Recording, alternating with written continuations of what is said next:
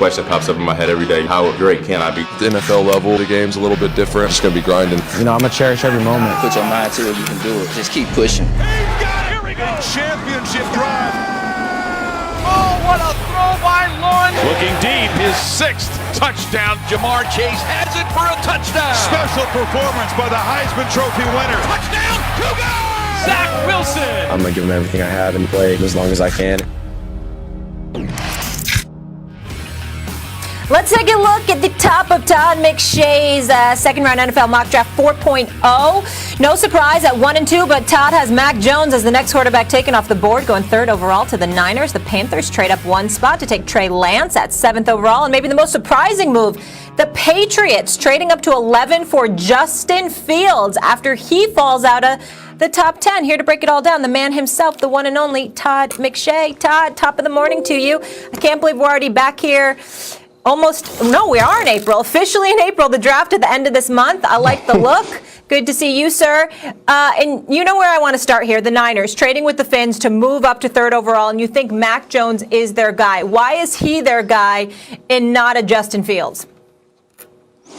It's a good question. And to be honest with you, when San Francisco moved up from 12 to 3, my first inclination was to put Trey Lance there, the North Dakota State quarterback, or Justin Fields, one of the two, because Kyle Shanahan has always had pocket passers, and it works within his system, and I understand it. But I was thinking maybe let's step outside the box and get a quarterback with mobility. I mean, they saw what Patrick Mahomes did to him in the second half of the Super Bowl. They saw with Matt Ryan not being able to avoid that sack late in the Super Bowl against New England and getting out of field goal position. So I thought maybe it would be one of these mobile quarterbacks in Lance or Fields. But I keep hearing from people in the league and then reporters that we have that are very close to people in the league that Mac Jones could be the pick.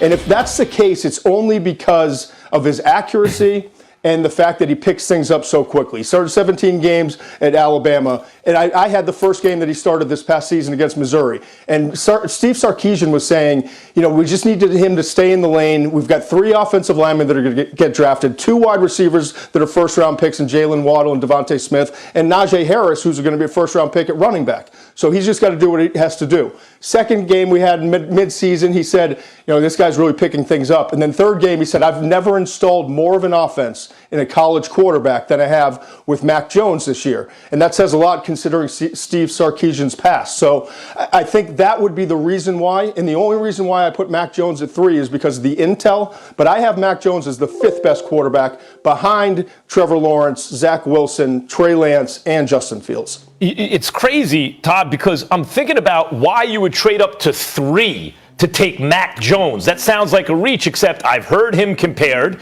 to Matt Ryan.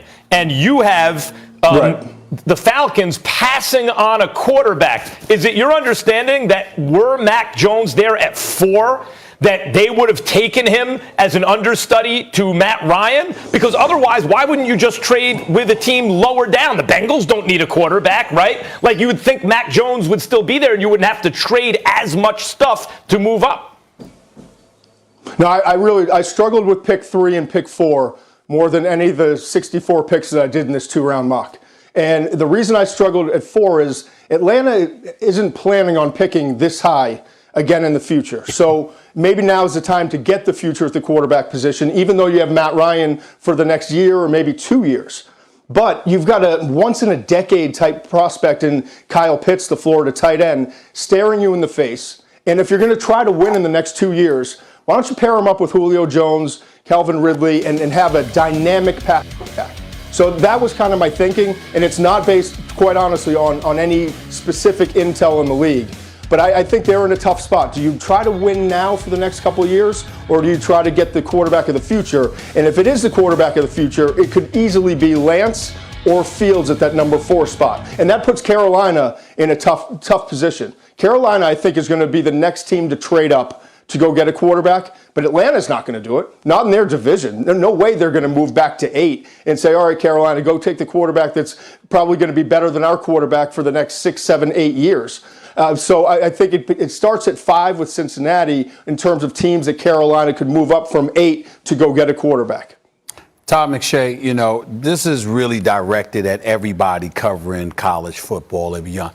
When is everyone going to make up their mind about Justin Fields and give us the goods? We started off months ago, he's the prohibitive number 2. Then after that, we said number 3. Then after that, we said 5. And then somebody came up with number 2 or 3. And then now we got Mac Jones, who was at the beginning perceived as being a mid to late round pick. Then he could fall in the top 10. Then he's in the top 5. Now you got him in the top 3. And then others are saying, no, he might go number 10 or 15. We hope that Bill Belichick moves up a couple of spots to get him.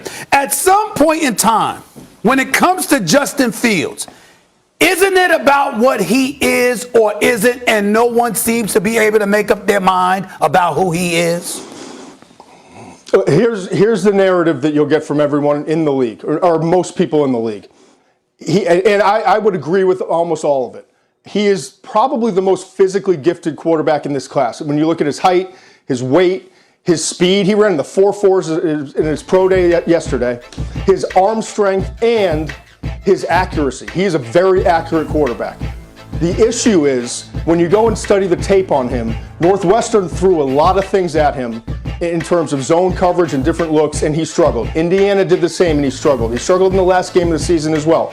And then, most importantly, there was a team that did a research project, if you will, on studying all of his reads and what he went through this past year. Over 200 of his throws were to his primary receiver. Now, that's a good scheme and having really good weapons. So he's taken advantage of it. It's not necessarily a negative, but you don't see him progress that often from the first read to the second read to the third read. In fact, based off this team's research, it was only 7 times that he threw the ball compared to over 200 times to a second read. So that's what is concerning to NFL teams. And the other thing that I see on tape, quite honestly, he likes to see his receiver come open versus leading his receiver and anticipating throws down the field. So those are the 2 minor issues. But again, we're talking about 5 quarterbacks in the top 11, which would be record-setting for the NFL draft. And Fields is as talented as any of them, in my opinion. It's about getting in the right system and the right situation for him to have great success in the league. And I think all 5 of these quarterbacks, even though history tells us it won't be, but all 5 of these guys belong in the first half of the first round. Wow. All 5 in the first half of the first round. Todd, let me ask you this. I'm looking at your mock draft right now, and I want to go non-quarterback. The first name you have here, Kyle Pitts, he's kind of skyrocketing up draft boards at this point. Why is he so hot at this moment? Well, I mean, he's a 6'5 and a half, almost 250-pound frame. He's bulked up. He used to be about 225, then 235, and he keeps getting bigger. He ran in the 4.4s in the 40-yard dash. And you watch him on tape, it's not just about the speed. It's about his ability to separate. He gets off the press. He's agile. He's got a former basketball background, and he does a great job when the ball's up in the air and contested catch. I go back in the past 10 years. I haven't evaluated a tight end and given this high of a grade in the past decade, simply because of his ability to, I mean, you can move him in line if you want. He's not a great blocker, but he's willing. You can flex him out to the slot. You can put him out wide, and he creates mismatches versus corners, safeties, linebackers. You've got to either bracket him or double team him. And that's why, to me, he opens up everything else. And you saw it with Florida this year. I mean, they have Kadarius Toney, who's a really good player, first-round receiver. Kyle Trask at quarterback, who's a good player. But this is not an elite Florida offense. But because of Pitts, it was elite from a production standpoint. And that's why I think if it's not Atlanta at 4, it could very well be Cincinnati giving that another weapon to Joe Burrow at number 5 overall. So he's not going to last long, and I think he's very likely to be the first non-quarterback drafted in this year's class. Todd, Zach Wilson, I watched much more Justin Fields than Zach Wilson, so I didn't get why everyone was, I guess it's confirmation bias. You watch a guy, you think he's really good. Why everyone was like, wait, why is Zach Wilson too? And in the last several weeks, I've watched a lot more Zach Wilson. Oh, my God. Yes, I get it. It's Trevor Lawrence and then Zach Wilson. And the Jets obviously believe that because they could have gotten a haul to trade back if they didn't believe it, right? So obviously they're going to take him second, and that seems to be the consensus. What has changed because the reporting that was coming out a couple weeks ago, the Jets don't know what they want to do, and to Zach Wilson is a lock at 2. What happened? Well, first of all, it's my understanding that the Jets never got a phone call from the 49ers. The 49ers started at 3 and contacted teams 3 through 6. So, basing off that information, I don't know that they had an opportunity to move back. And if you're the Jets, and you're convinced that Sam Darnold could be the guy, do you still want to move back from 2 to 12, even though you're going to get more picks? I mean, they already have 4 picks in the first round the next 2 years, and 9 picks in the first 3 rounds the next 2 years. So they're loaded up on picks. But I think more so today than I ever have before that the Jets are going to stick at 2 and take Zach Wilson. And, part of it is because Sam Darnold has been battered and bruised, and he's gone through a lot there. And internally, they know more than I do about what Sam Darnold's mindset is. And maybe Sam needs to go somewhere else and get a clean slate. What is it about Zach Wilson, Todd? Because it was like Justin Fields, Zach Wilson. This one, why is Zach Wilson so locked in as a? I see why with my own eyes. But what's changed for football people in the last couple of weeks?